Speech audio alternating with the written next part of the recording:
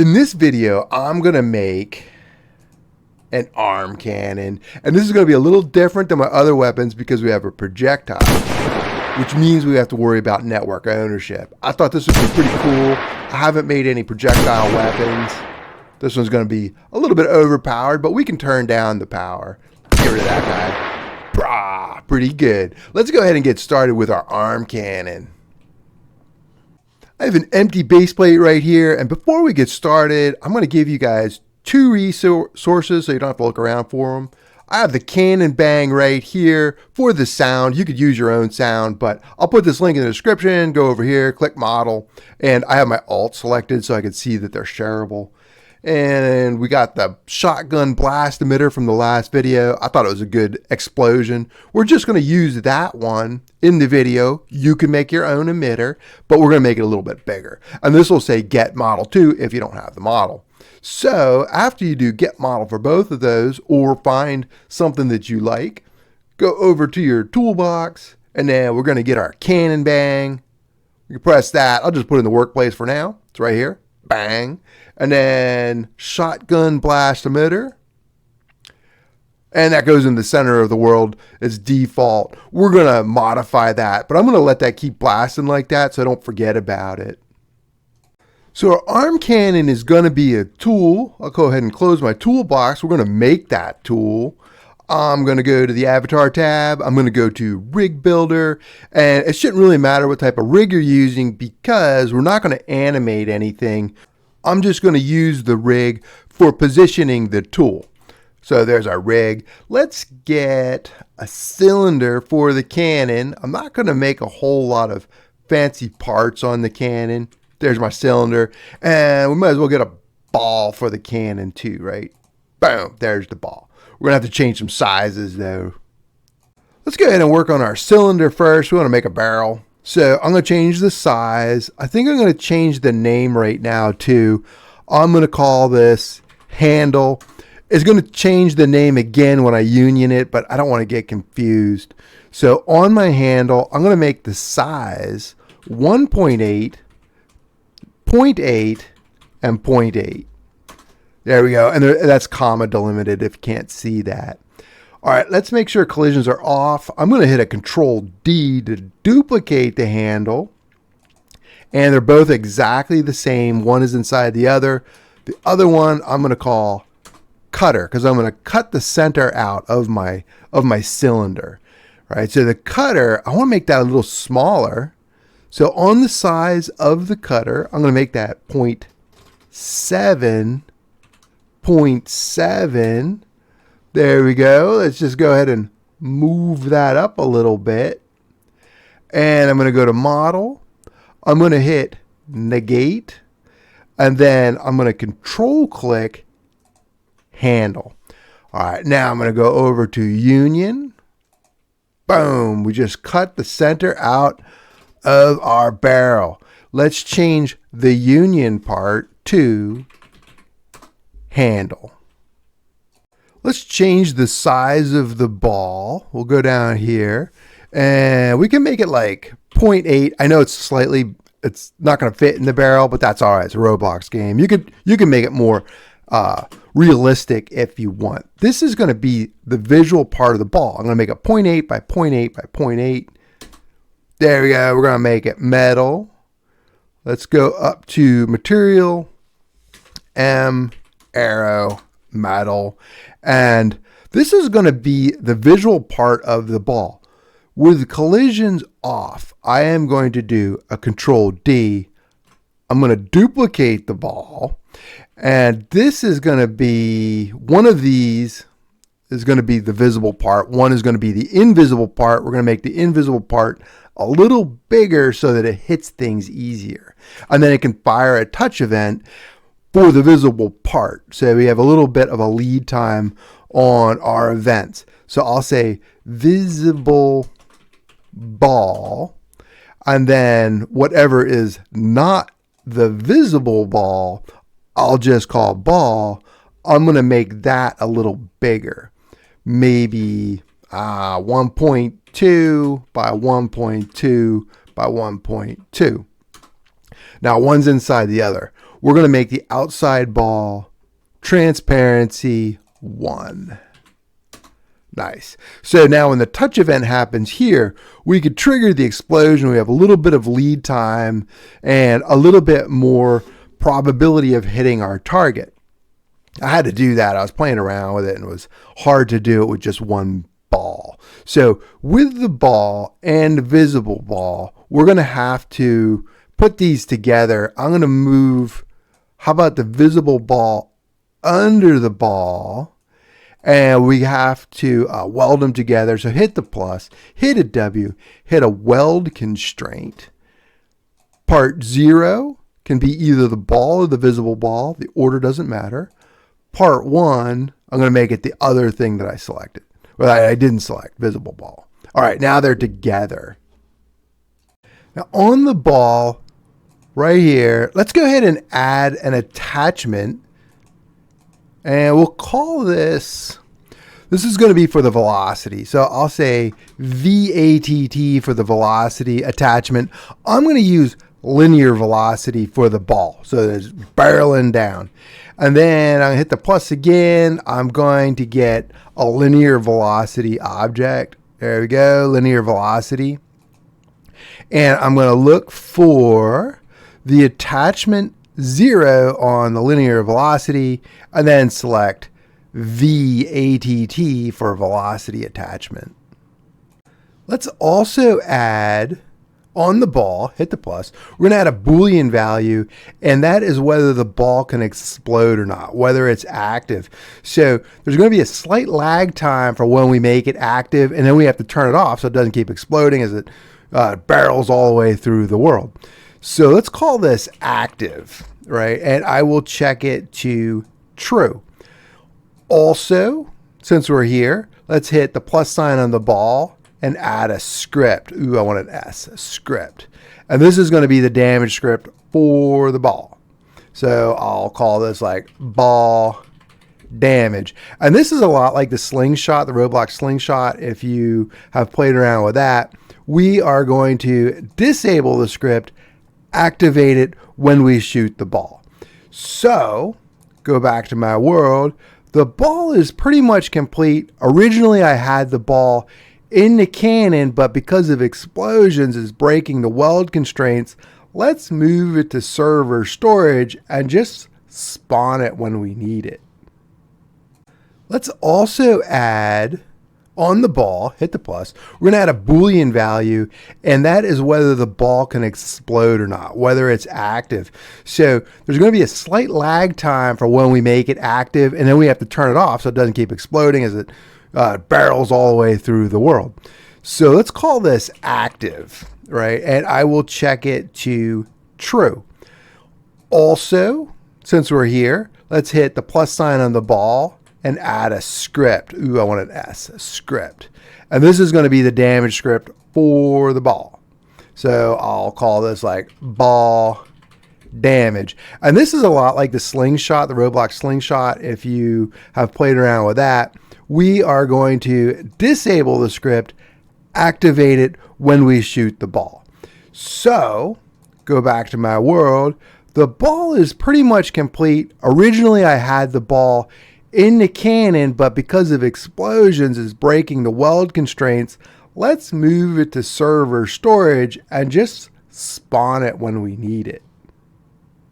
Let's add our emitter to the barrel. In fact, let's just make this the tool right now. We'll go to workspace, hit the plus, hit a T for tool, and the tool, we'll call this arm cannon.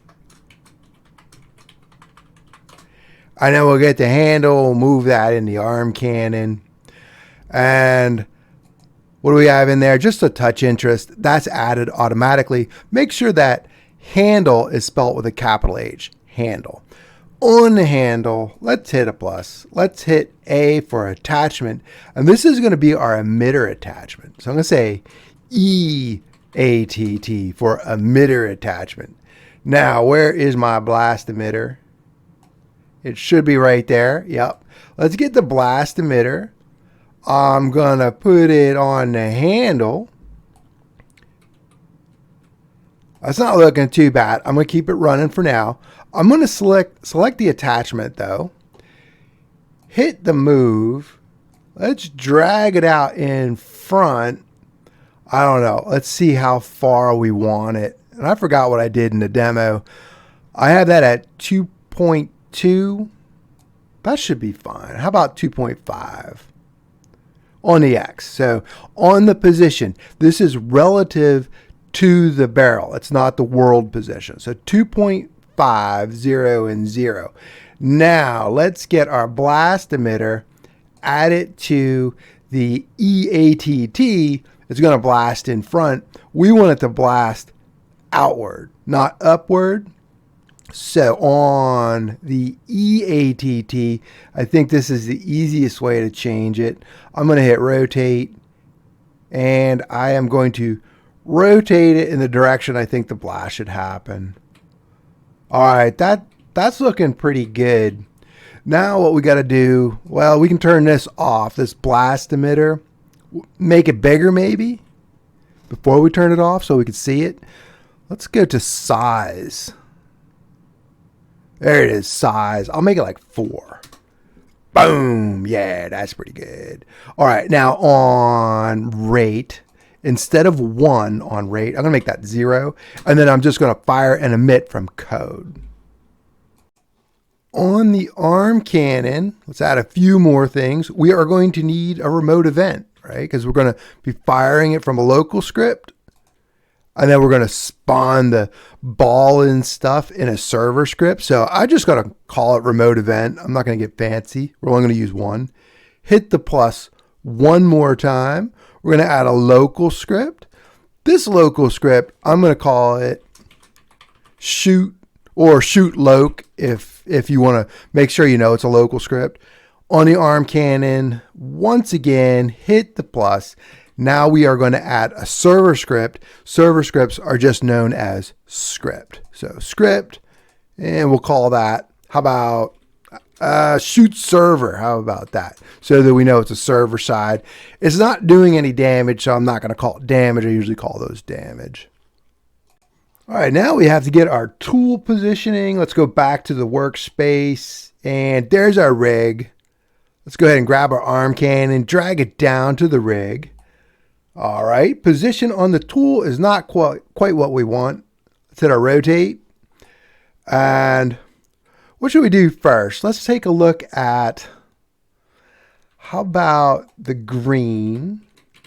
I want it to line up with his arm, right? So the green is this one here. I have it in local mode. What is it? Control L does that. Control L, local and global. That's local. I like to keep the L there, the local mode.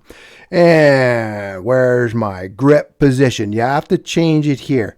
You might be tempted to change it here, but that's going to change the handle. We want it to change here. How about minus 80? Because I want it to go this direction, almost 90 degrees, but line up with his arm. Oh man, that's pretty good. Almost like I did that off camera. All right, now 30 degrees on the X, negative 30. I want to go back this way, negative 30 degrees on the X. That's the first number. Sweet, there we go. It's inside his arm. That's kind of what we want. I want to move it to my left. So now I can go over to position. And let's see, if we hit the move, we can see the arrows. We want to move the blue, which is the Z. So I'll do negative 0.7. Sweet. Let's move that up this way a little bit on the red. Red is the X. That's the first number. How about, I can't remember if it's negative. It's going to be positive, right? 0.3 on the X. That's not too bad. Let's see, what is the Y? You want to move it a little bit upward that way. Let's try a 0.1. Oh, wrong direction. Negative 0.1 on the Y. All right, I'm liking that. Now you could put straps on it and stuff like that, make it look cool. Make sure the hole is on the bottom. It is good. And I think I'm gonna stick with that. This is hard to do on video. Oh, and look at that. I see the bang up here. Let's move the bang in the weapon, right? We'd figure that out sooner or later. Let's put it on the handle so that we can get a sound roll off. You have to put it on a base part or attachment for sound roll off. Cool, that'll work. All right, we're going to go to shoot loc first. And I'll make this, should I make it bigger? Can you see it? That's good. Easier to see.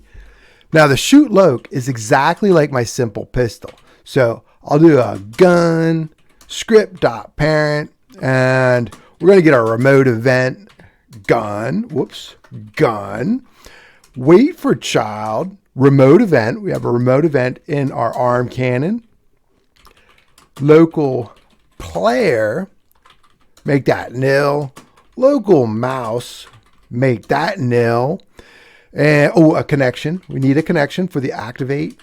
Connection, nil. I'll make a function here for on activate. Local function. On activate. How about activated? And then we'll do remote event fire server. I want to put in the mouse hit position, right? Because we got to shoot our ball at it.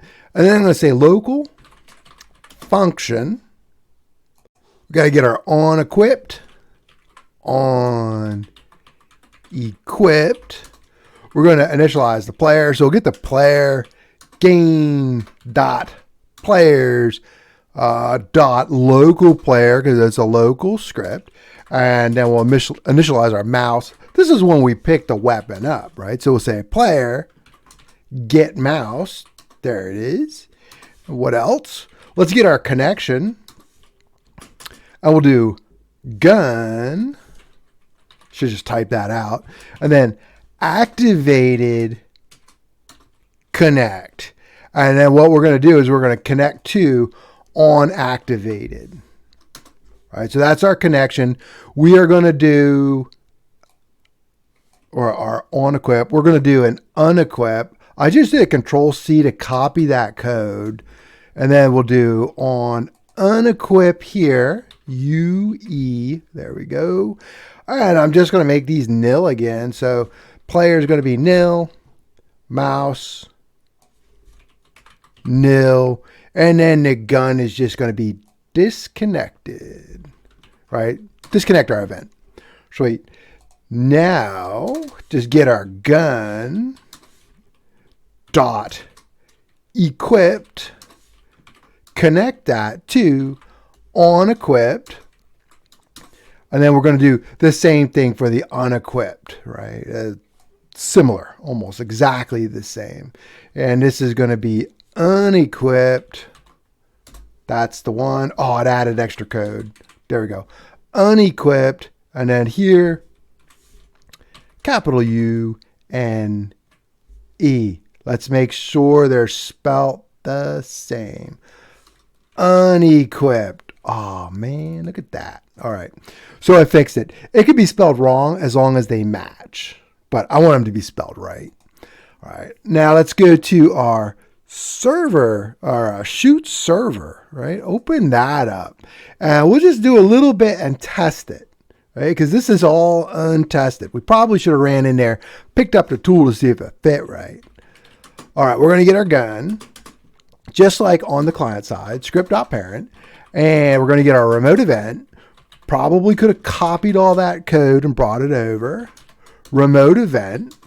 And then we need the velocity for the ball. I'm going to assign the velocity here. You could have put it in the ball script, but I'll just give it 100. That's 100 studs per second, I believe. We're going to get our bang gun. And then we'll do a dot handle, wait for child, bang, or whatever you called your noise. Oh, I need the emitter, right? The emitter attachment. Let's get that. We're going to use the emitter attachment location to spawn the ball. So that's why I'm making a variable for that. I'll do gun, and then, oh, it's on the handle. Wait for child, ETT. We will also need the emitter itself. So now that we got our ETT, our attachment, we'll do E attachment, I should say, blast emitter. Oh, we might as well get server storage while we're here because we're going to get that ball. So server storage, SS equals game, get service, server storage, and ball will be SS. Wait for child, ball. Then let's make our on shoot function pretty simple. On shoot for now, right? We got to add to it. And then we're going to pass in the position. We'll do our bang, play, and then let's get our emitter, and then we'll emit a shot. And then that is going to fire from the RE, the remote event, on server event, connect, on shoot. All right, let's try it out. Oh, we got to put this arm cannon. We got to make it so that we can get it. Let's get the arm cannon and let's plop it down into our starter pack so we don't have to look for it. Starter pack. And then I'm going to hit the play button. Now, when we enter the world, we should be able to fire a shot by clicking. You'll hear the bang. You'll see the fire. Not bad. There's no ball yet. And there's no knockback. We should do a knockback for him, maybe in another video. All right, let's go ahead and spawn the ball, and then we got to shoot it. I'm going to turn my game off, and then let's go back to shoot server. We're going to have to add some code to our on shoot. Now, if you look at on shoot, we're going to get the player because it's coming from a remote event, local script, and then we're going to get the position that we clicked on. Let's make a variable for the origin. I originally had this with ray casting, but the video got too long. I'm going to get my emitter attachment. I'm going to get the world position. That's going to be the origin, the starting point of the ball. And then I'll get the direction by where I clicked in the world, subtracted by the origin.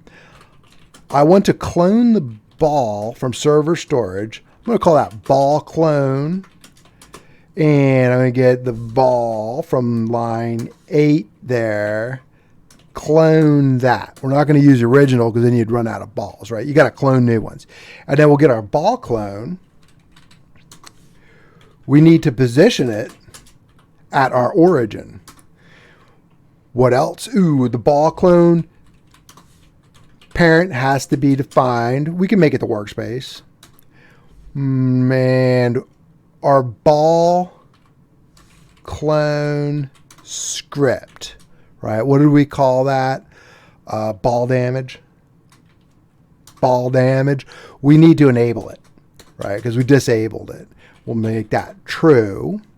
And then we want to set the network owner of the ball clone so that we see the ball before anybody else. We're going to run this on client side. Now, the downside of running things on client side is if it hits something server side, it might not match up, right? So we got to be careful with that.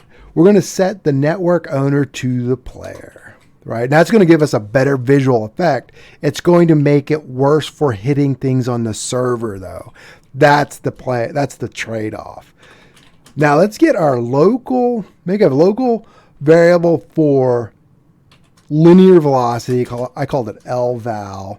We're going to get our ball clone, and then we have a linear velocity object on that. We'll make our lval max force math.huge, and then lval vector velocity. Let's make this dir. So I'm going to get the direction. I'm going to make it a unit vector, so it's of strength 1, of magnitude 1, and then I'll multiply it by my ball vel. What do I call that? Vac? Ball vac. Let's call this ball vel. Right? You can call it vel vac. Just keep it consistent. But I meant to put an L there for velocity. Just a few more things on the server script. Let's get the LVEC and then just make sure it's enabled. That's the linear velocity. We want to make sure it's enabled. And I'm going to wait 0.2 seconds. And you may want to increase this because what I want to do is I want to shoot the ball clone and I'm going to make the ball active after 0.2 seconds so I don't shoot myself. In fact, what maybe we could do is make that, how about 0.3? Now on the ball, I believe I actually clicked that as active. Let's go to our ball. Where was that? Server storage. And we had this active Boolean. Yeah, I clicked it as active. Let's uncheck it. So this value is unchecked, and then we're going to make it go hot after 0.3 seconds after we apply our force, so we don't hit ourselves too often. We are still going to hit ourselves though, because I'm going to make the boom pretty big. Then what I'm going to do after we go hot, we could set the network ownership back, but why don't we just wait 3 seconds, let it destroy everything in its path with explosions, and then we'll make our ball clone disappear. Let's try this out. Hit the play. And here we go. There's our arm cannon. Now it doesn't do any damage yet, right? But we want to see if the ball, let's do view output. If the ball spawns and shoots out and doesn't cause an error. And it looks like it's doing it. I think we're going to make that ball darker though. Let's turn this off, go back, and I'll close this window. Before I forget, in server storage, let's go down to visible ball, right? Because that's the part we see. Brick color, I'll make it darker. Let's just go with black for now. See if that looks good. Let's go to our ball damage while we're here and just finish out our code. Now what I want is a variable for the ball. And that's just going to be script.parent. I'm going to want a variable, something like can explode. And I'm going to get this from the ball.active. Remember, that's unchecked right now. In the beginning, I checked it, but then I unchecked it at some point. So we'll do ball.touched. We want the outer part of the ball. That's going to give us a little bit of extra time for our touched event, not the visible ball. That's why I have two. So I'm going to connect our ball touched event, to a function. We'll get other part. Let's see, other part. And then, we're always going to be touching the visible ball. So I'm going to say, we could get a variable for the visible ball. I'm just going to say, if other part dot name does not equal visible ball, you'll just have to make sure you spell that the same as this down here, right? And can explode dot value. So the ball is hot, right? We activated it. If those two things are okay, let's make an explosion. And I'll do an instance.new, create a new instance of an explosion in our world. And we'll make the parent the workplace. We are going to get the explosion and we need to position it, right? So we'll do explosion.position. This is the tricky part, right? Because the ball is running on your client. And when it hits something, everybody's going to see it on server. So we'll do ball position, and you might have to play with it. I am going to make the blast radius 4. How about that? And that's why I'm keeping it active for a few seconds too, right? So that it could create other explosions as it hits other things. So that's the tricky part. I had ray casting in there, but it was kind of long, right? And complicated. So I'm going to make my wait about a half a second, and then I'm going to say can explode equals value false. So we're going to make it hot for 0.5 seconds. That should suffice for the client server lag. Let's try it out. Hit the play. And I'm a little nervous. It's a long video. There's my output window. Oh, we didn't add any zombies. Right, so you can see that there is a little bit of a lag. Let's do a little bit more testing. Let's get apart a wall. Right, so we'll go to home. And I'll go to block. Make that bigger. Need a shooting wall. And then let's anchor it too, because we do have an explosion going on. And then let's add a couple monsters too. So we'll go to toolbox. We got a drooling zombie or whatever you like. Drooling zombie. Add that to the world. Yep, 2 scripts in the drooling zombie. And then maybe we'll make another one. Control D. And just move it over. And maybe another one. Control D.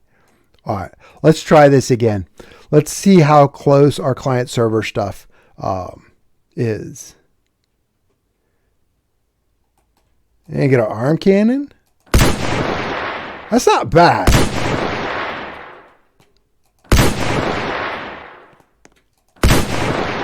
Yeah, I'm pretty happy with that. This part is pretty good right here because we have our network ownership set to the player. So we see that ball create right from the fire. If you had that on server, it would be more accurate for what you're shooting at, but you would see a lag in the ball. The ball would just hang there for a second, and then it would start moving. So you have to play with those values, see what you like. Ooh, can we do it while we're running? Yeah. Sweet. And then if you want to cause misfires, you could do that too. But this on server, shoot server, if you reduce this time, you can create more accidents, but you could shoot things closer to you. So I went on the shoot server in that wait statement there. I just reduced that from 0.3 to 0.2. Oh, if you're too close, you're going to get exploded. Let's try it. Boom. That's not too bad though. Right? But this is a little more fun when there's risk associated. Brah, I lost my hat and my arm. All right, I think I'm going to put it back to 0.3. I will see you in the next video.